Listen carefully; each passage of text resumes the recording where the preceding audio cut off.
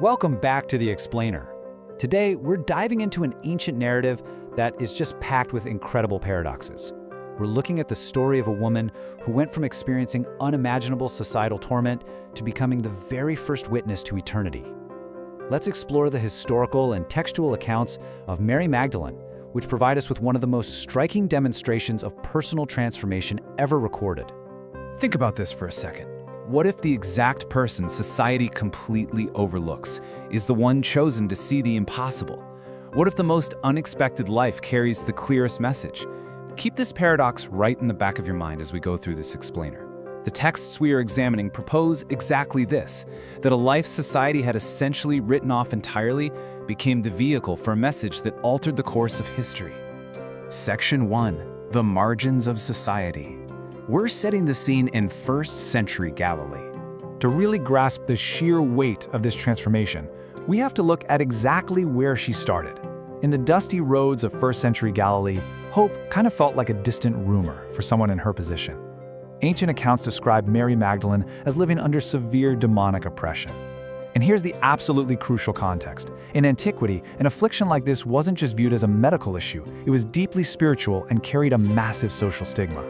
She was essentially ostracized, literally pushed to the absolute margins of community life, completely overlooked by polite society. But, that isolation isn't where the story ends.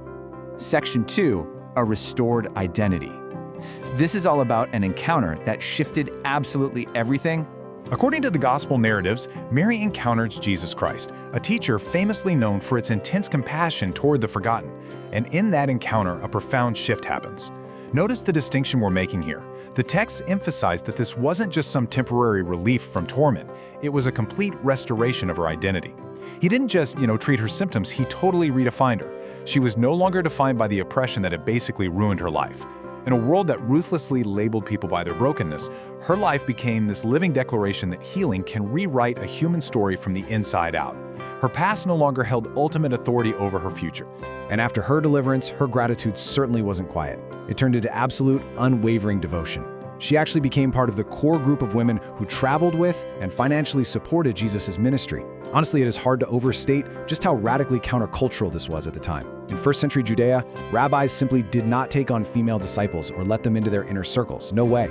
Yet Jesus deliberately brought them in, revealing a completely different system where human worth wasn't determined by societal status, but by faith. Her inclusion here is both radical and deeply meaningful. Looking at the text, we can map out a pretty clear chronological timeline of her journey. It starts in Galilee with profound isolation. Then it moves to the dusty roads, characterized by fierce devotion. Then it takes a really dark turn at the cross, marked by immense grief, before finally culminating at the empty tomb with an unprecedented revelation. It's essentially the ultimate hero's journey, going from a marginalized outcast to history's most unexpected messenger. Which brings us to Section 3, Devotion in the Dark, the ultimate ordeal. Because this story definitely did not go in the direction anyone expected. When Jesus was arrested and crucified, the accounts tell us that a lot of his closest followers just fled in fear. But not Mary Magdalene. She demonstrated a loyalty rooted in presence, even when understanding completely fails. While others ran, she stood right near the cross in absolute grief.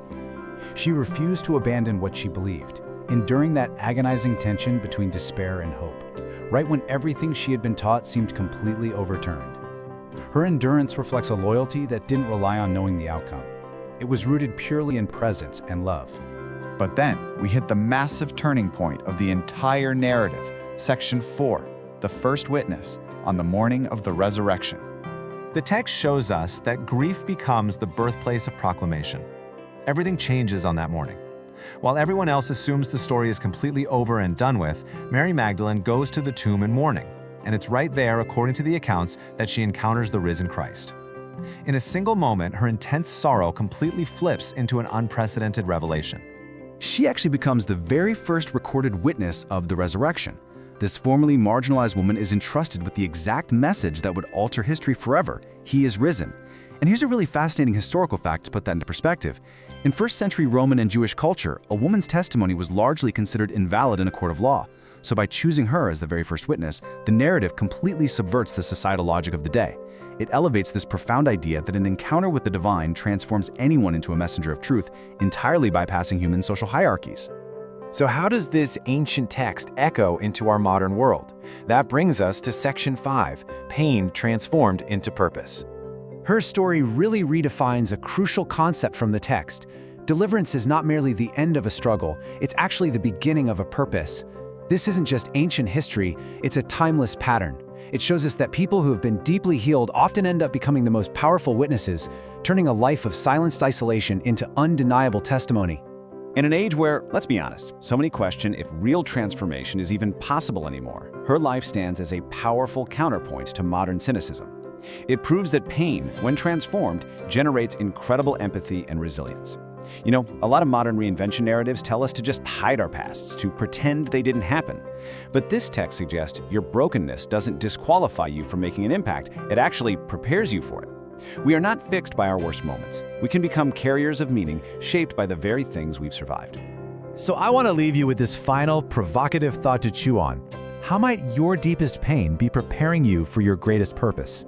In a culture still desperately searching for meaning in broken places, Mary Magdalene's life is a brilliant reminder that absolutely no story is beyond redemption. Thanks so much for joining me for this explainer, and as always, keep exploring the unexpected.